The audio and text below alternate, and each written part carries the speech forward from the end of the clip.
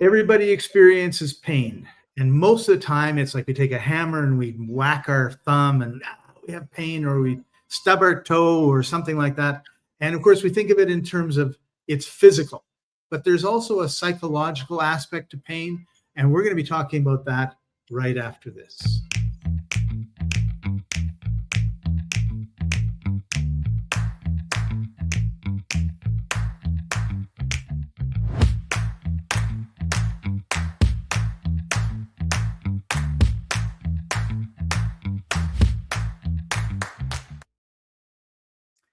Welcome, everybody. I'm Scott Patton, your host. Joining us, as usual, is Maury Zolikovic. Hey, Maury, how are you doing today?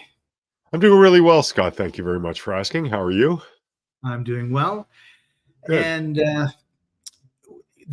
lot of the times when we're doing these talks, we're really focused on the members of our fibromyalgia support and solutions Facebook group, which has 166,000 members. Our goal is to get to zero. We have our work cut out for us because pain, chronic illness is massive in our society these days. And on this particular show or series of episodes, we're looking at it from the perspective of our brain. So, Maury, before we got on, you were talking a little bit about the mind part of pain. So let's dive into that a little bit more. So here's the thing that I've experienced. I've had quite a lot of pain in my life, as has everybody who's watching this, I would expect as well. And one of the things that I believe to be universal, and you certainly can leave your comments in the comment boxes, is that the more pain I experience, the more almost used to it, the more I expect it to be there. And that in itself is a problem. We kind of get used to it. It doesn't mean it doesn't hurt as much, but it means this is life. This is what my life is like. This is what I'm going to experience for the rest of it. Right. And that's it. We kind of give up because it's just been there forever and ever. And I've spent decades working to stop it, as I'm sure all of you have too. The thing is, it's good to keep fighting, but it gets to be difficult psychologically when we keep fighting and we don't feel like we're getting anywhere. There's a lot of despair that comes up for sure. Yeah, and that's what we're all about here. The thing is, as long as you keep fighting, as long as you keep looking, then you should have legitimate hope. I know it's frustrating. It's anxiety producing. You look on the street and you see people walking around they look like they're in no pain at all, no discomfort whatsoever. Yeah, they look normal the way I want to be. Whether they Yeah, are or not, different story, right? that's exactly true. You don't judge a book by its cover.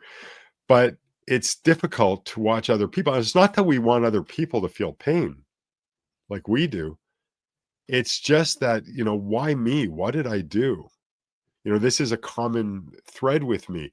What did I do? Was I someone horribly evil in a previous life?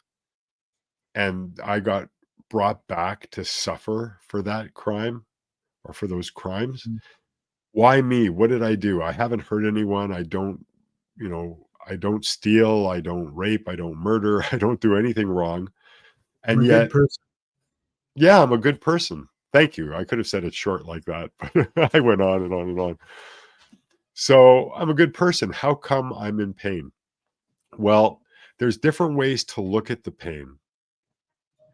And one of the ways that I have found that helps a lot is to look at it from the perspective of what is it trying to tell me? Because I believe pain serves a purpose. Imagine, discomfort, all these things serve a purpose. Imagine you break your arm. It Right. hurts a lot to break your arm. I don't know if anyone out there has ever broken an arm or dislocated a shoulder. I've done both multiple times. So the thing is, why does it hurt? Well, from a logical perspective, it's easy to understand. It's no longer in its normal condition. So all these nerve endings are being roughed up and it hurts. But Right. from a mechanical standpoint, it hurts because it's your body flashing a red alarm saying there's a fire here. Put out the fire. It's warning you that something's going on. So the pain you have is trying to tell you something more than it's trying to hurt you.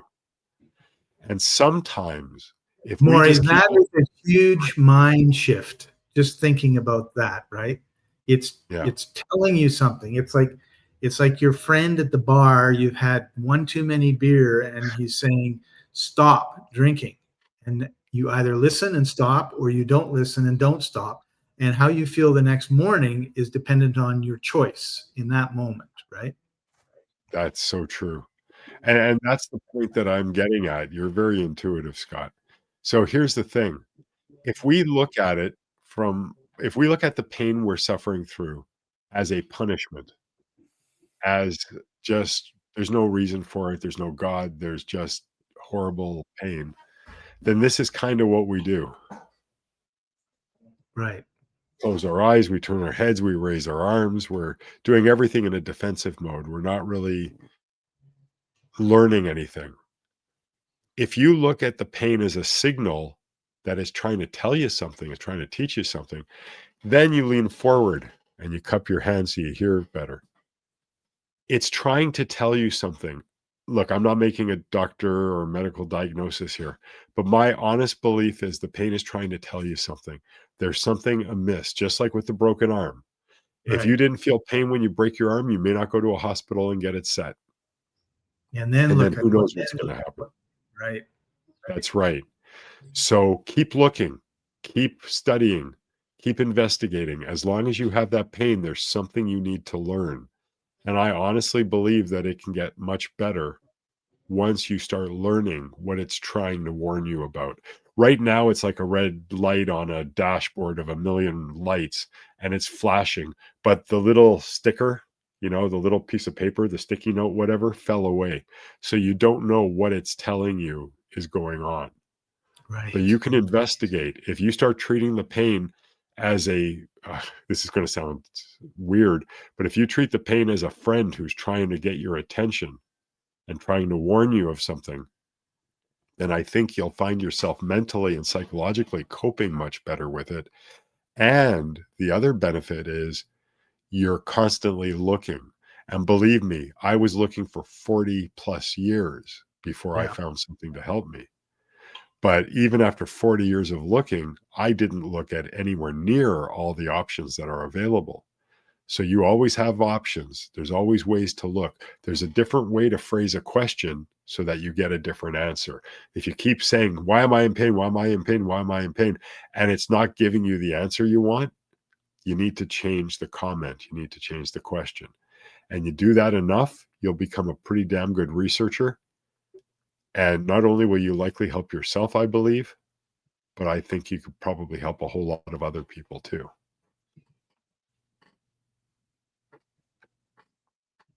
Yeah. You make some really really good points, and I also like what you were saying too about all this. When you do this, you're not only trying to defend yourself against the pain, but you're also keeping all of the possible answers away. Like I really feel like we need to be open to the information coming somehow, and some of it's going to be right, some of it's going to be wrong. I mean, we have to try and try and try, right? Like the World Series is on right now, and it was like 18 innings or something. It's supposed to be 9, right? And all those guys got up to bat and either swung out or popped out or grounded out or something and didn't score. Well, they didn't go back to the dugout, hang their head, and say, "Oh, screw this game. I'm not playing anymore." They just said, "Okay, batter up, next one, let's go." Because sooner or later, we're going to hit that stupid ball. And they did. Right? And I think sometimes if you're not open to, first of all, like you were saying about the question, why am I in pain? Well, what am I doing to cause my pain? What is the world doing to cause my pain? What is the food doing to cause my pain? What is am I getting enough sleep? Like, am I relaxing? Am I stressing? What is my lifestyle like that's causing this problem? Right? If if you're a downhill skier and you're skiing on double black diamond hills and you're a beginner and you're falling down most of the way, and the next morning you're wondering why you got all these bruises, excuse me, in these cases it's obvious, right? Unfortunately, in the case of people with fibromyalgia and chronic illness, it's not obvious. There's a time lapse. It's just, I hit my finger with a hammer. Ouch, I know it was the hammer and I hit my finger, right? Whereas in my case, if I eat carbs, the next day my body is totally inflamed and in pain, right? Like I had one day I was like, oh, I can't believe how much pain I'm in. And then I thought, like, well, what did I do?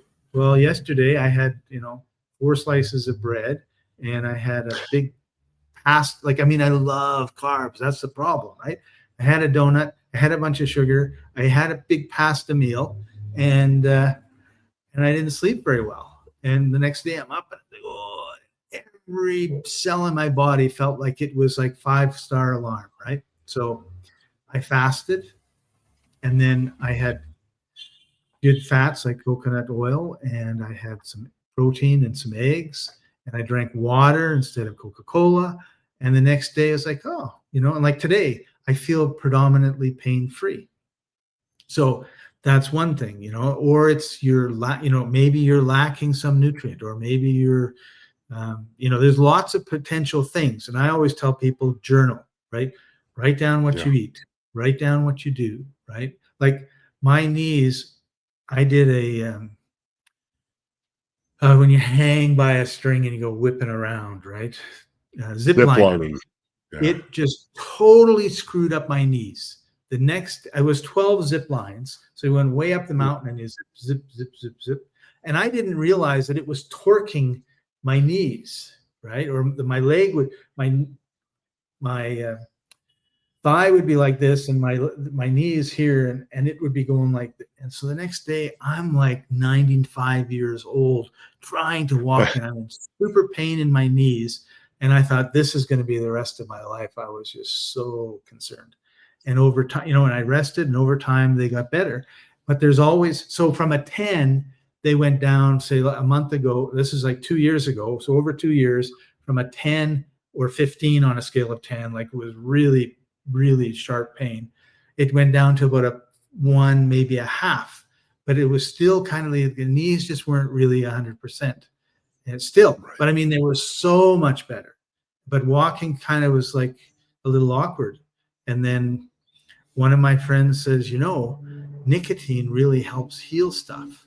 And the nicotine in tobacco is why, the conspiracy theory is, they demonize tobacco and they say it all causes lung cancer and everything else because it was a healing herb, which of course is the way the natives and the indigenous people of Canada use it, right? If you go into a sweat, they have some tobacco and they put it on the fire and you breathe in the smoke because it's supposed to heal. So they said, yeah, get a nicotine patch and stick it on your knee or stick it on the muscle above your knee, right? Not on the bone. And I was like, I'm so indoctrinated with nicotine is bad, tobacco is bad. So I finally bought a patch. And this is the patch. So I cut off one strip, put it on the side of my knee. And then today, it was yesterday. And then this morning I put another little patch on. It's like, I don't have any of that dull pain in my knee now. And I'm wondering, is it in my head? And I'm just imagining that I don't have it, or is it actually worked or whatever? And I'm walking better. So, I mean, that was only like 50 years to find out. So, well, you noticed I was looking down for a minute there. I'm actually going into AI and I'm typing, can a nicotine patch help with pain? So the information is amazing. You had mentioned, Scott, about journaling. So here's the thing. You're in pain, you're aggravated, you're annoyed, all these things are going on. It's kind of hard to see the whole picture when you're living so much in the moment, right? But what if you mark down not just what you ate, but the time of day you ate it? Not just those two things, but why you're eating as well.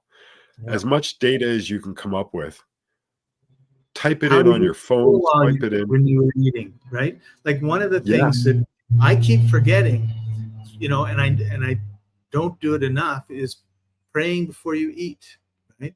Blessing the food, putting good energy Sure. into the food, right? When you're cooking the food, are you cooking it with a bad attitude, Yeah. or are you cooking it with love?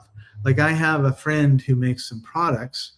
I'm not sure I have one here, like this, okay? And one of the things it says on the ingredients is made with love. And there's a lot of research being done on water about when you think bad thoughts towards water and you think good thoughts about water, and then you freeze it and it turns into ice crystals, or it turns into blobs, right? Like uh, Yeah. emo- Dr. Emoto. Emoto, right? So Yeah. we're 90% water, or 89% water, 98% water, like whatever it is. If you're constantly, oh, things are bad, things are bad, things are bad, then your whole ecosystem inside you is full of sludge, Yeah. according to Dr. Moto, right? Like, and he's proven it, and other people have done his stuff and proven it, redid the experiments, got the same results. So, there's a lot of what's going on in your head that can affect you physically. Sure. And intention is everything.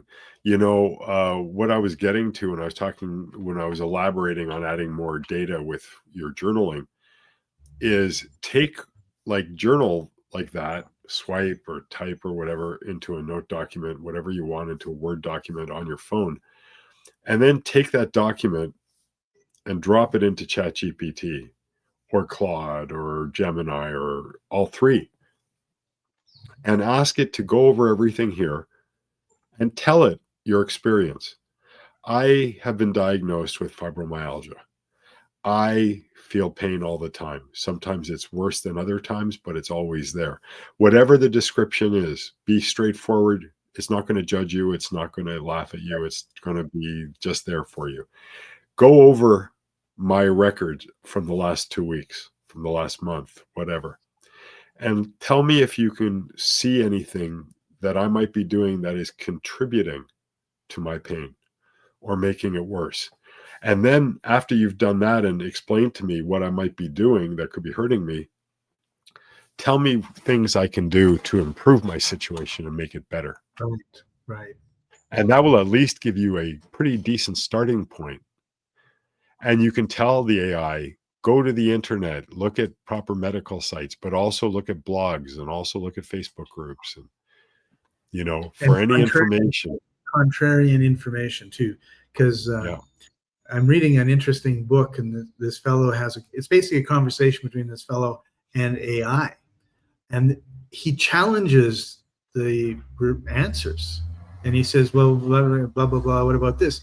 Oh yeah, like, yeah, you're right, I actually just sort of took the general overall consensus of Yeah. what society thinks, as opposed to digging deeper to see what some of the research says, or some of the other things it said, over and over and over again. So you want to have a skeptical relationship with the AI, because sometimes it'll say things, Yeah. there's a, like, I don't want to minimize what you said at all, Maury, because I think it's really important, and it's great to have that follow up. And AI has tons of information and tons of knowledge, but there are some times when it says stuff that are not good for you, right? Like there And was. that is why, sorry to interrupt, but that is why you ask it to give you the answer and then again and again. And the last time you say, by the way, I want sources. So if you say something, I want to know where you got it from. Give me a clickable link that I can tap. You can see if it's from the Cleveland Clinic. You can see if it's from Mount Sinai Hospital. You can see if it's from Joe's, diner and lingerie. Right. Right? Obviously, Joe's Diner gets the most credibility as far as I'm concerned. But that's my point. Every You day, can right? do things. Well, yeah, of course. And this is the point. You can make it less wiggy. You can make it more accurate depending on how Yeah. you choose to word your questions. Yeah. Cool. And it can give you an idea because it can analyze over a month of your experience and a month of you eating and a month of you sleeping and a month of this and a month of that.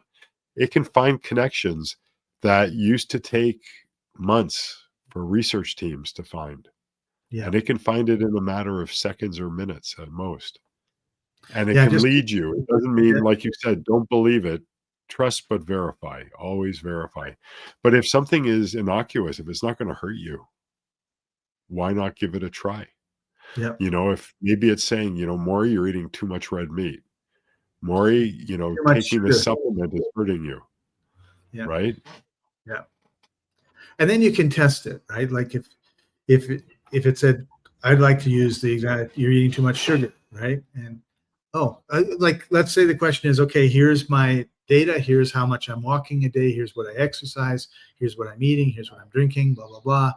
I'm 200 and I'm 300 pounds and I've been trying to lose weight and I can't. And it'll say, well, cut out 10 donuts a day and it'll help, right?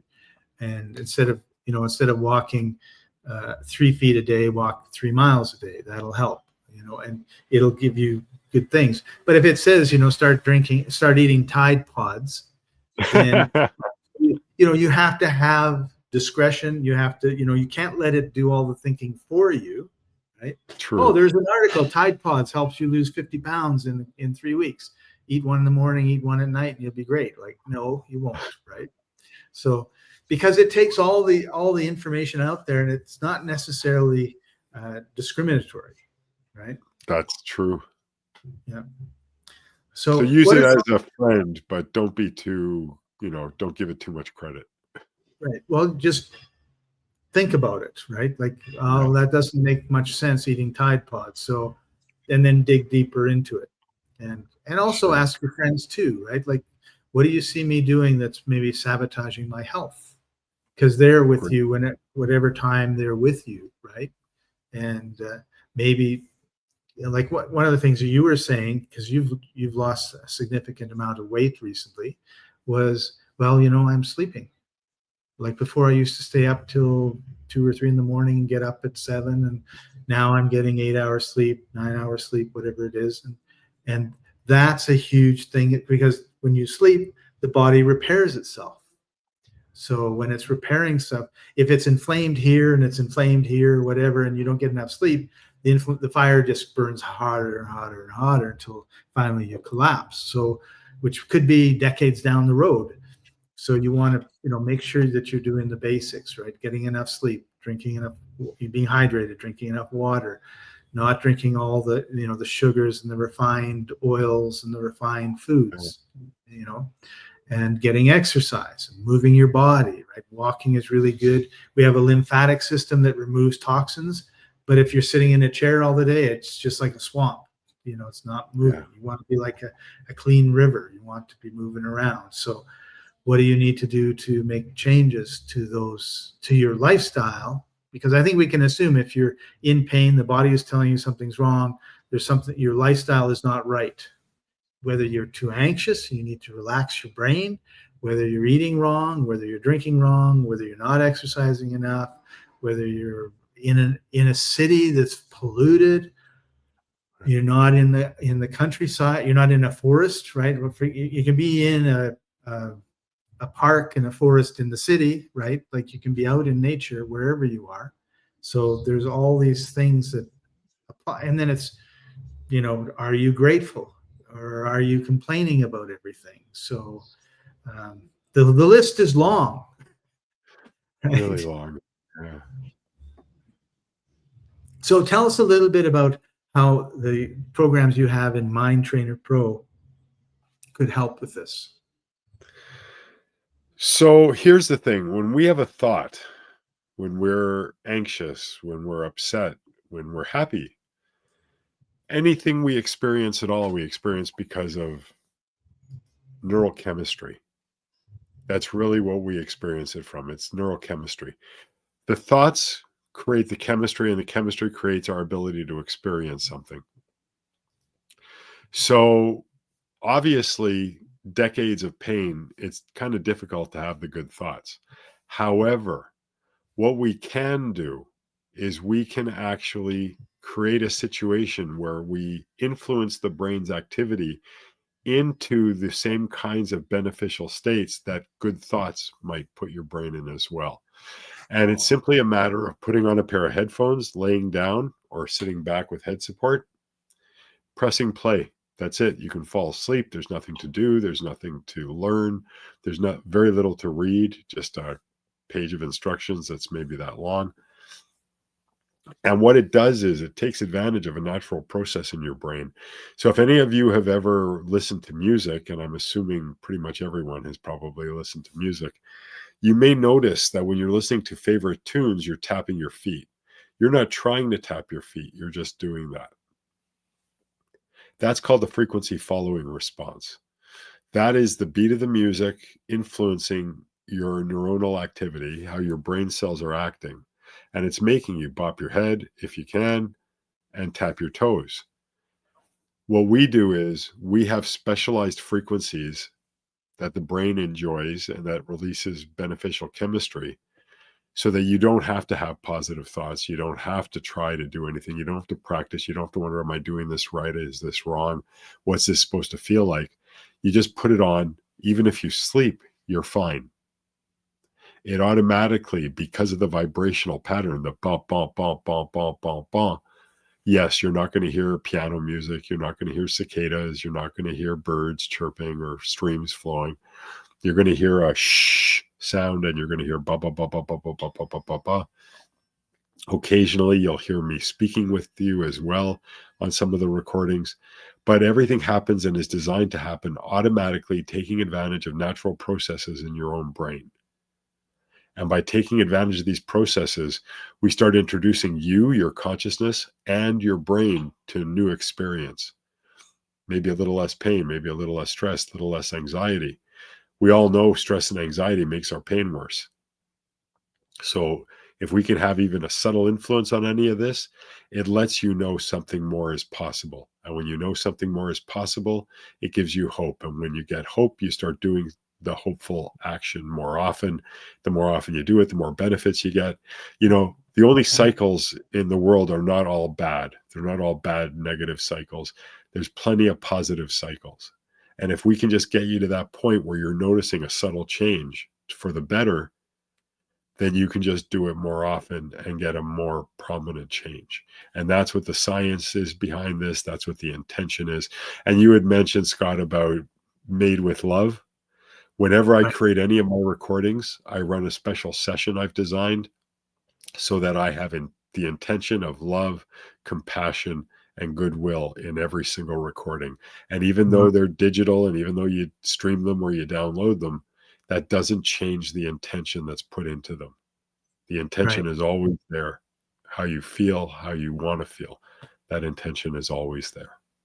Wow. Yeah, it makes a huge difference. And I noticed that it's really helped me. I've been using some on focusing instead of, we live in an ADH world. No wonder we're, attention spans of goldfish is going on here. And it's really, really been helping me. And doing the work, and I've done different programs before I met you as well. And I think doing that work on our emotional state is so important because, what's on TV, the news, someone killed somebody and, a volcano exploded and 30 people died. And then what do we do for entertainment? Oh, we watch a horror movie, right? Because it's Halloween, or we watch action and people are being blown up and all the rest of it. We've become desensitized to it, but it's still causing lots of stress and reactions in our bodies, right? So we don't spend very much time meditating or quiet. In fact, I was just watching a short video on YouTube the other day, and the fellow says, "You got a problem, you don't know what the answer is? I can tell you how to get the answer." And he's talking about like a big problem, like not what am I going to eat tonight problem. And he says, you sit quietly for 30 to 60 minutes, no music, no nothing. And the answer will, and you listen to that quiet voice, the answer will come. And I thought, holy smokes, who's going to sit quiet for 30 to 60 minutes? Like normal, the average Joe walking around the street he couldn't, you fidget and all the rest of it. But Yeah. it's amazing what happens when you do the work, whether you use Trainer Pro, or you go to meditation retreats, or whatever you do, monastery, become a monk, go to a monastery be quiet for a while. Like the peace that you can experience is really amazing. And so, but it takes work, because we're used to that constant, this being on 24/7 in front of us, and everything happening, and I got to have the TV on, and I'm listening to music, and I'm reading a book, and I'm doing all these things at the same time, which just jams noise in your head. And I loved what you said about, we can spiral up towards light and peace, or we can spiral down towards despair and destruction. But it doesn't happen automatically, right? It's like, it's kind of like you look outside, you see that there's clouds in the sky, and you walk out without your umbrella, and you wonder why you're wet. You have to be aware of yourself and your environment, and what your environment's telling you, what your body's telling you, and then move forward. And when you ignore all that stuff, oh my goodness. So I saw another video that I wanted to share with you, just popped in my head.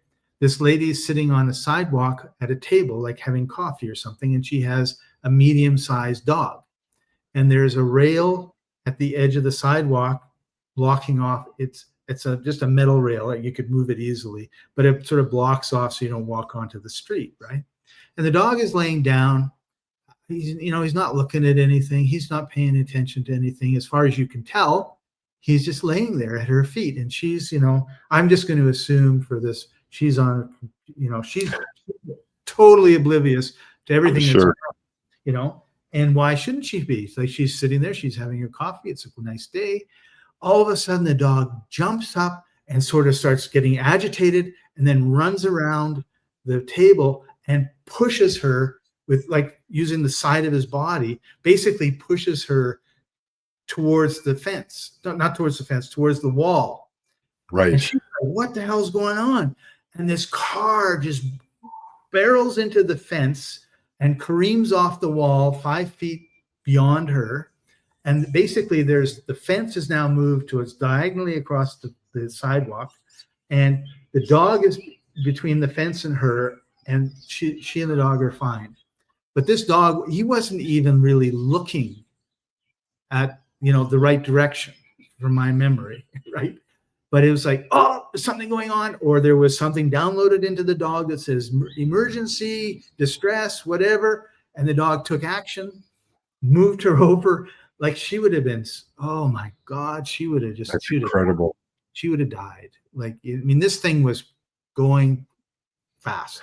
Hey, I've read cases about dogs that they actually, I remember reading one where a kid was drowning in a lake, and the dog was like 3 blocks away.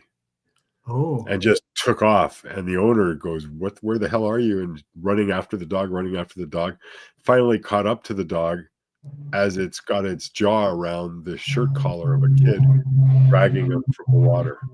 Saved his life. How did the dog know this? I think because every bit of life is connected. Yeah. We're all connected. Your pain is my pain. Your joy is my joy. So it's important for those of us that have gotten somewhere in our pain management to share that with others.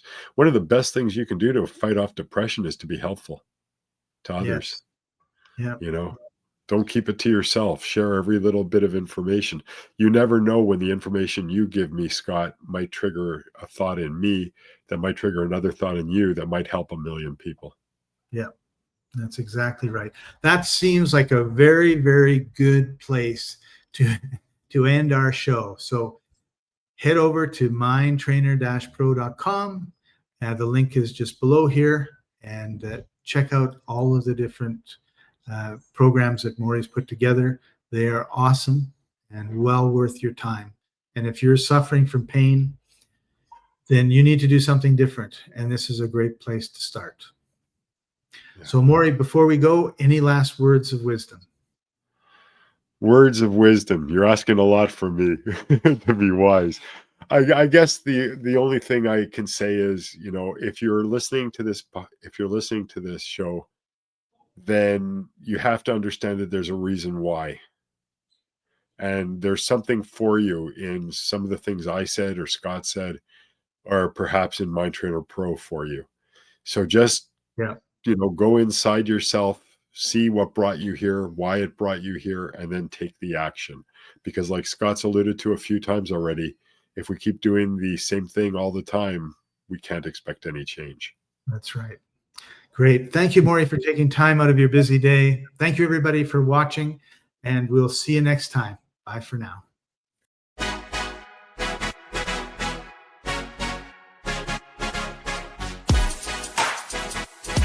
Hey!